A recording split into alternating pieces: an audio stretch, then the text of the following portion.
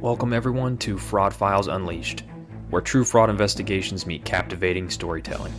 I'm Austin, a seasoned fraud fighter with over 8 years of experience in both law enforcement and banking. Join me on a first-hand journey through real cases, offering insights into the dangers and intricacies of fraud. Whether you're a fellow fraud fighter or eager to learn about fraud prevention, I invite you to tune in. Brace yourself for a mix of knowledge and humor, and I apologize in advance because there's going to be a lot of dad jokes throughout this podcast. Let's uncover the secrets of fraud together. Episode 8, Theater Thievery, Unmasking the Movie Theater Bandit. You are never safe from fraud. Not even in the comforts of a movie theater while you inhale handful after handful of buttery, delicious popcorn. Maybe that's just me. But you better keep your guard up at all times. In this true fraud case, you'll learn about just how easy it is to have your credit card stolen. Let's go ahead and jump back in time to early 2019. Welcome to my office.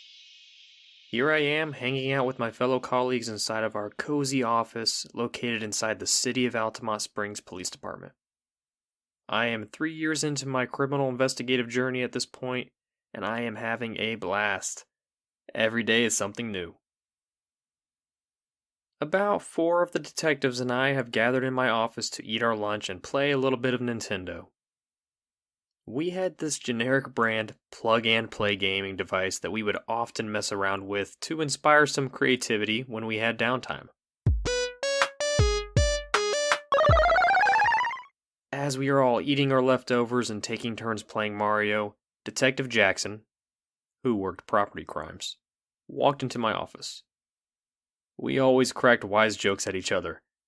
He started off the banter by saying, "You guys working hard or hardly working?" I quickly replied, "Did you come to join us or did you need some help from the experts?" Detective Jackson was here for business, though. He placed a folder on my desk and asked if he could transfer this case to me. Let's see what you got here, brother." Jackson had a phone theft case assigned to him, but the primary crime involved the subject utilizing stolen credit cards that were being stored on the phone case. Typically property crimes would work something like this, but we did specialize in tracing cards. Alright, no worries, brother. You can reassign it to me when you get back to your office. His mission was successful, and now I had a brand new fraud file to dive into. No more Mario for me today. Let's take a deeper look at the victim's statement to see what happened here. Alright. Chelsea is our victim. Looks like she was watching a movie at the local AMC theaters, and she accidentally left her phone on the seat when the movie ended. Oof. Upon returning a few minutes later, it sounds like her phone was nowhere to be seen. She already checked with the theaters and they didn't have any video surveillance in the area. Of course. Her phone was being stored inside of a protective case that also had sleeves for her credit cards. Oh no. I've never liked those phone cases. She later found out 2 of her cards were used to make several $1,000s worth of unauthorized transactions. Well, sounds like I've got some work to do. Tracing credit card fraud is all about following the money. Chelsea provided a copy of her bank statement so I could get the details on exactly where her cards were being used. All of her fraudulent transactions involved online purchases, which complicated things just a little bit. I mean, you can't get video surveillance of someone using a stolen card online. So I was forced to dig a little bit deeper than that. She had transactions at a few places: Academy Sports, Fanatics, and a $1,000 plus transaction at the Orlando City Soccer Club? Well, it was clear this subject was a sports enthusiast. Hey, maybe I'll be able to see some of the sports gear they bought and put it in my office. I'm, just kidding. That's not how that works. Sadly. I quickly typed up some legal requests in order to request the shipping details on these online purchases. One of these companies required me to fax over the request, though. I absolutely hate fax machines. These huge hunks of plastic are not friendly to millennials. Do I put a 9 in front of this number or a 1? Oh my goodness, well, I hope that worked. I wasn't super interested in most of the transactions though, because my eyes were set on this large transaction at the Orlando City Soccer Club. I've been to a few Major League Soccer games and I proudly support Orlando City. I knew good and well a purchase that large was likely going towards season tickets. There is zero chance I'm letting a fraudster enjoy free soccer games all year long on my watch. Let's call up a few connections I have to see what they can tell me about this transaction.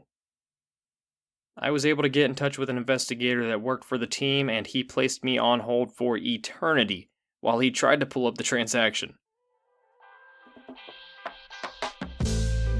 Hey, at least this is some of the best elevator music I've ever heard, so I didn't mind too much.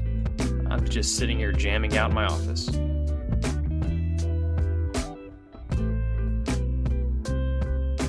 This music was getting me in the zone. And then out of nowhere, the investigator picked up the line. Oh, yes sir, what did you find? Oh, that transaction was done to renew a set of season pass tickets. Got 'em. I can get a subpoena request typed up for you if you don't mind pulling everything you have related to that account, sir. Thank you so much. I typed that subpoena up faster than fast, quicker than quick, because I was eager to finally have my subject identified. Weeks passed by and eventually the fax requests and the subpoenas returned. I guess I did fax these correctly. Thank goodness. Let's see what I've got here.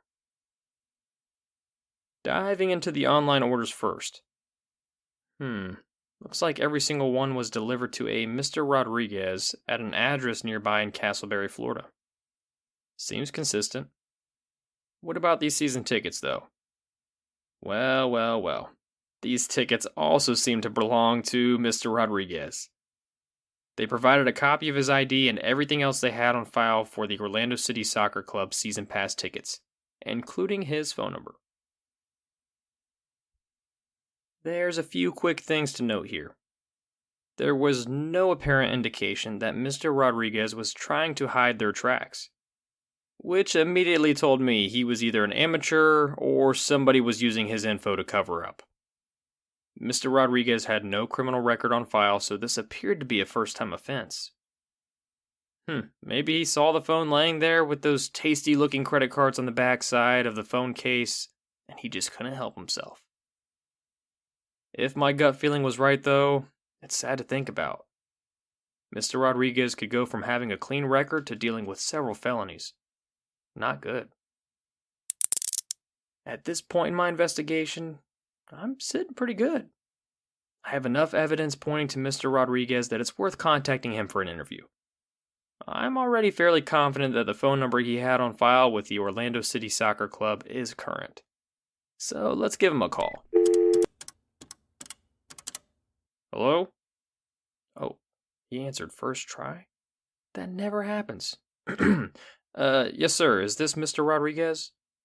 This is Detective Harris with Seminole County Sheriff's Office.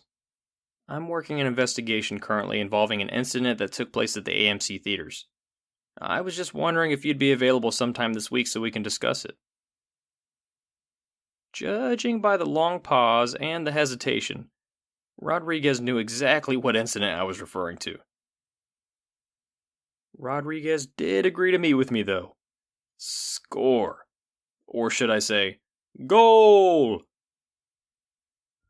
A few days later, Rodriguez met with me in a small interview room downstairs. One of my fellow detectives joined me and played an old-fashioned tag team game of good cop and bad cop. Realistically, Rodriguez showed up already defeated, though.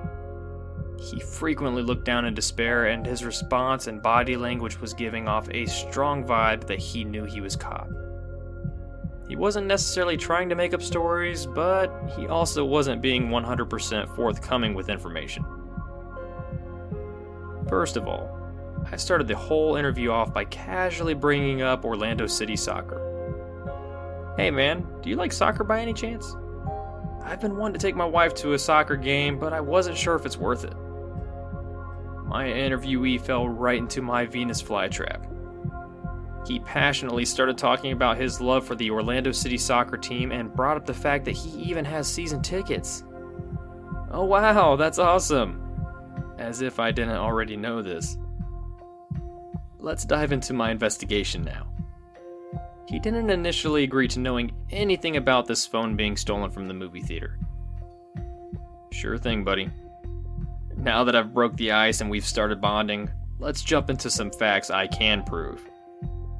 I called out the fact that whoever stole this phone and credit card had orders shipped to his address. Silence filled the room. And they also used these stolen credit cards to renew your Orlando City Soccer season pass tickets. The awkward silence grew. But this time, Mr. Rodriguez's eyes opened wide. He just realized he got played. I needed to talk him down at this point, though. He got the memo, but I need him to feel safe to talk again. I'm not making any promises. But if you cooperate and tell the truth, I will be honest with you and guide you through the next steps the best I can. Tears ran down his face in regret. He regretted what he had done. He had never planned for this to happen. But the opportunity was too good to pass up. Mr. Rodriguez gave a full confession and completed a sworn statement apologizing for his actions. Here's what Rodriguez told me.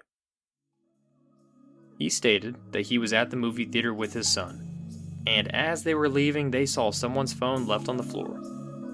He had never stolen anything before, but money was tight, and he felt like this opportunity was a blessing or a gift left for him.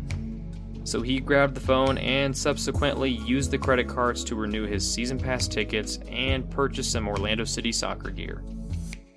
He told me he still had the phone and the credit cards at his house because he was just too scared to do anything with it.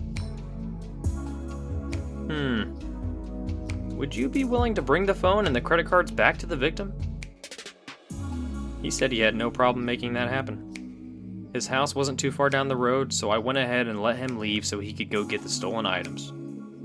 And I went ahead and made a quick call to the victim. This was not a common situation, to say the least.